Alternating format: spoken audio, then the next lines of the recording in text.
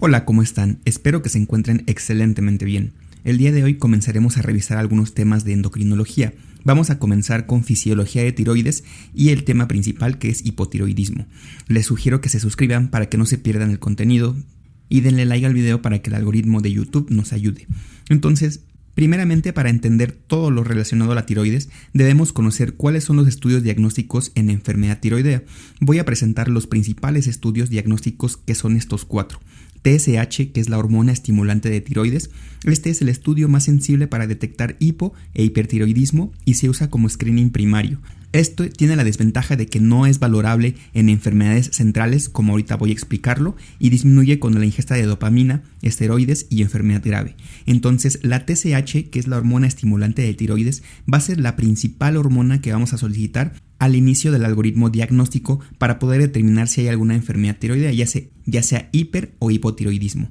También tenemos la T4 libre. La T4 libre es una hormona que tiene actividad solamente en su estado libre. Vamos a ver que hay T4 total, pero la T4 libre es la que nos va a interesar para fines del algoritmo diagnóstico. La T4 libre no está unida a proteínas, por lo tanto no está influenciada por la globulina fijadora de tiroglobulina.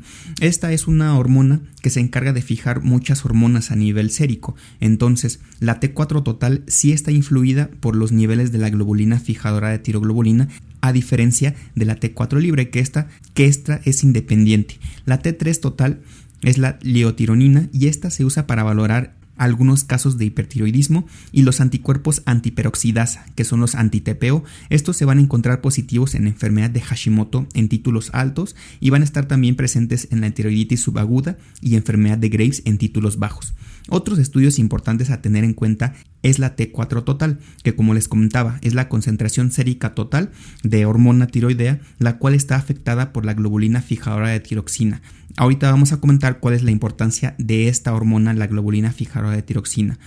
Además, también hay T3 libre. Este tiene poca utilidad clínica.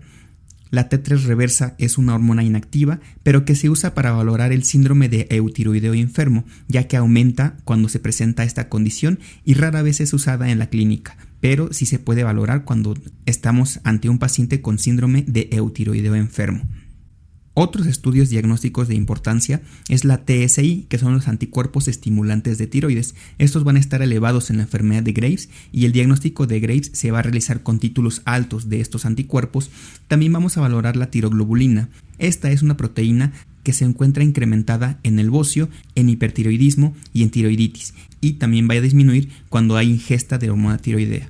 La globulina fijadora de tiroxina, esta va a estar influenciada por el aumento de estrógenos, hepatitis y opioides, y va a estar disminuida con andrógenos, síndrome nefrítico, cirrosis y antiepilépticos. Entonces, hasta ahorita tenemos muchos estudios diagnósticos para la enfermedad tiroidea. ¿Cómo vamos a agrupar y entender todo esto? Solamente les puse esta representación gráfica de la fisiología normal a nivel del eje tiroideo, donde vemos que en la parte superior se libera la TRH, posteriormente esta estimula a la hipófisis y la hipófisis secreta la TSH, que es la hormona estimulante de tiroides, y la TSH a su vez influye en la tiroides para liberar tanto T3 como T4. Entonces podemos comprender después qué pasa con las pruebas de función tiroidea. Entonces recuerden, TRH, TSH y posteriormente viene la liberación de T3 y T4, lo cual lleva a una retroalimentación inversa tanto para la TSH, para su disminución, como para la TRH también disminución. Solamente hay que entender esto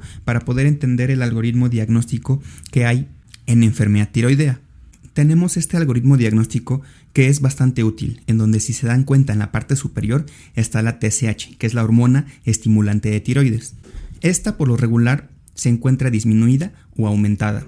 Hay algunos casos menos frecuentes en donde puede encontrarse normal y tener también una enfermedad, ya sea hiper o hipotiroidismo, pero por lo regular va a estar disminuida o aumentada, que son los dos puntos que debemos de considerar. Entonces, primero valoramos TSH para ver si está disminuida o aumentada. El siguiente punto a valorar es la T4 libre. Si la T4 libre se encuentra disminuida, va a ser un hipotiroidismo central.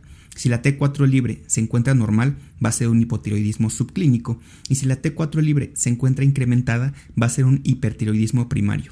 Por otra parte, si la TSH está aumentada y la T4 libre está aumentada, Esta es una condición un poco menos común en donde se puede considerar que hay dos enfermedades, un adenoma secretor de TSH o hay una resistencia a hormona tiroidea.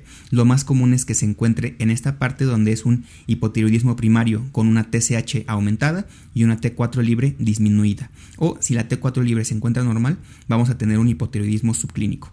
Hay que entender bien este cuadro, ya que de aquí va a partir las clases posteriores. Ahorita nos vamos a centrar en esta parte, en la parte de hipotiroidismo primario, en donde vamos a tener una TSH aumentada y una T4 libre disminuida. ¿Esto por qué pasa? Porque por alguna razón la tiroides deja de funcionar, entonces la TRH empieza a aumentar para poder aumentar los niveles de TSH y la TSH también aumenta para poder estimular a la tiroides. ¿Qué pasa? Como no puede estimular la tiroides y no hay esta retroalimentación negativa, la TSH sigue incrementándose hasta niveles muy altos, ya que la tiroides no va a responder y a su vez no va a haber secreción de T3 y T4 que puedan suprimir la síntesis de TSH y TRH. Entonces, entendiendo esto, nos vamos a ir hacia esta parte, en donde hay TSH aumentada y T4 libre disminuida. En las siguientes clases vamos a tocar los otros puntos, el hipertiroidismo primario y los problemas subclínicos, tanto hiper como hipotiroidismo subclínico y algunas otras enfermedades como es el adenoma secretor de TSH y la resistencia a hormonas tiroideas.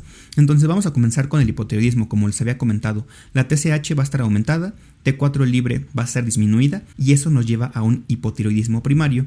¿Qué son las causas? Primario, en el 90% de los casos va a haber una disminución de T4 libre y aumento de TSH. Como les había comentado, va a haber bocio o puede no haber bocio. Si hay bocio, puede ser causada por una tiroiditis de Hashimoto. Después de la fase hipertiroidea, puede ser causada por deficiencia de yodo o puede ser causada por amiodarona. Son las tres causas que nos van a dar un bocio en un hipotiroidismo primario. También puede haber un hipotiroidismo primario sin bocio y este puede ser por destrucción quirúrgica, por yodo radioactivo o también por fármacos como amiodarona. También puede ser secundario y este puede ser central, en donde va a haber disminución de T4 libre y TSH baja o inapropiadamente normal o levemente alta, esto por glicosilación anormal, y esta enfermedad va a ser causada por falla hipotalámico o falla a nivel de hipófisis, aunque va a ser mucho menos común que la primaria. Entonces siempre tener en cuenta esta parte de arriba. La tiroiditis de Hashimoto va a ser una destrucción autoinmune con infiltrado linfocitario en parches. Este puede estar asociado con alguna otra enfermedad autoinmune y puede ser parte del síndrome poliglandular autoinmune tipo 2 y además va a haber anticuerpos anti-TPO y antitiroglobulina positivos en más del 90% de los casos. Entonces, el pedir anticuerpos cuando un paciente tiene hipotiroidismo primario nos ayuda para poder saber si este es por causa autoinmune o por alguna otra causa. Realmente los anticuerpos y el gamagrama no nos sirven para la valoración de un hipotiroidismo primario como en muchos lados se solicitan. ¿Cuáles van a ser las manifestaciones clínicas? Se pueden dividir con base en el tiempo, en temprano, tardío y en crisis por mixedema. Temprano son todos los síntomas que siempre hemos revisado y que se le preguntan al paciente: debilidad, fatiga, artralgias, cefalea, depresión, intolerancia al frío, incremento de peso, constipación, piel seca, caída de cabello, síndrome del túnel del carpo. Esto es importante. Muchos pacientes tienen síndrome del túnel del carpo bilateral y eso nos debe hacer sospechar en un hipotiroidismo primario. Reflejos retardados, hipertensión diastólica e hiperlipidemia. Todos estos son los síntomas que presentan los pacientes con hipotiroidismo primario. Siempre hay que preguntarlos todos. La mayoría de pacientes dicen que incrementan de peso por hipotiroidismo, pero este incremento de peso es poco. Son pocos los kilos que se pueden incrementar por el hipertiroidismo y siempre tiene algún otro síntoma, no nada más es el incremento de peso. Además hay síntomas tardíos, que estos son cuando el hipertiroidismo dura muchos meses o años. Puede encontrarse bradilalia, ronquera, mixedema, que el mixedema es edema por aumento de los glucosaminoglucanos. Puede haber edema periorbital, puede haber bradicardia, derrame pleural, derrame pericárdico y ateroesclerosis acelerada, que esto incrementaría el riesgo cardiovascular. Y si el paciente tiene ya sea de hipotiroidismo temprano o tardío y está sometido a un periodo de estrés, ya sea por alguna infección o alguna cirugía o enfermedad aguda, puede presentarse con una crisis de mixedema en donde va a tener hipotermia, hipotensión, hipoventilación, alteración del estado de alerta, hiponatremia, hipoglucemia y a menudo es precipitado por lo que les comentaba, que es una infección o una enfermedad aguda. Esta es una urgencia endocrinológica en donde requiere una valoración por un especialista y la mayoría de pacientes ingresan al área de terapia intensiva. Normalmente nos vamos a encontrar a los pacientes en este grupo en donde es temprano, aunque algunos pacientes también nos podemos encontrar en tardío.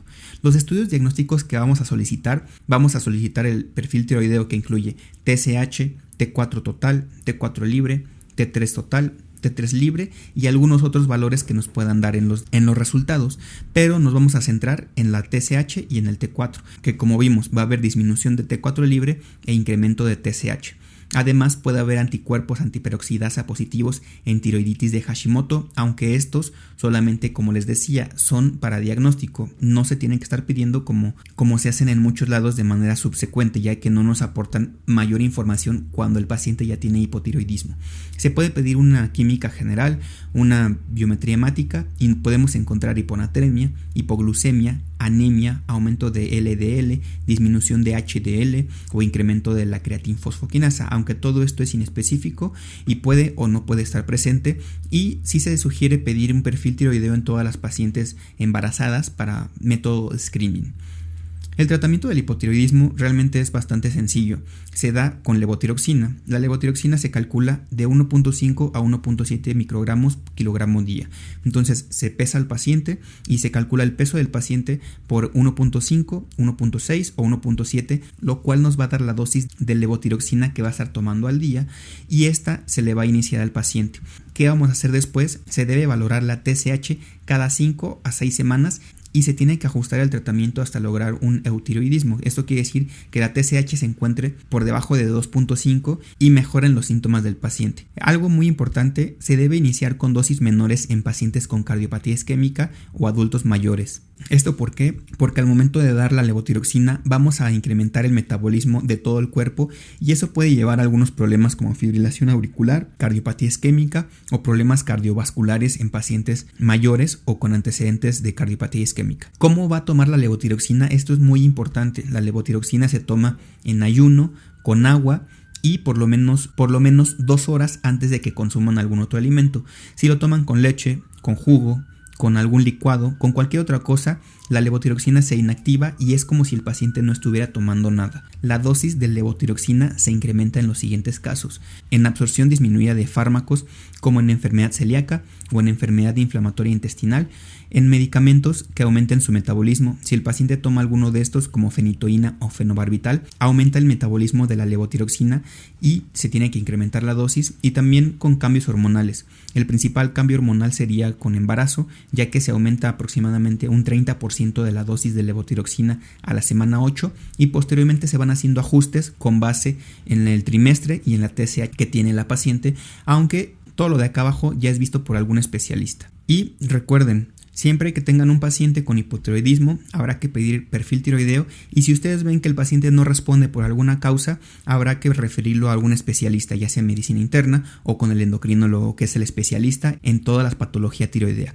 Hasta aquí el video de hoy, espero que les haya sido de utilidad. Si tienen dudas o comentarios, déjenlo en la parte de abajo, yo contesto todo. Denle like al video, suscríbanse al canal para recibir más videos como este y nos vemos en el siguiente video. Espero que estén teniendo una cuarentena no tan mala. Saludos.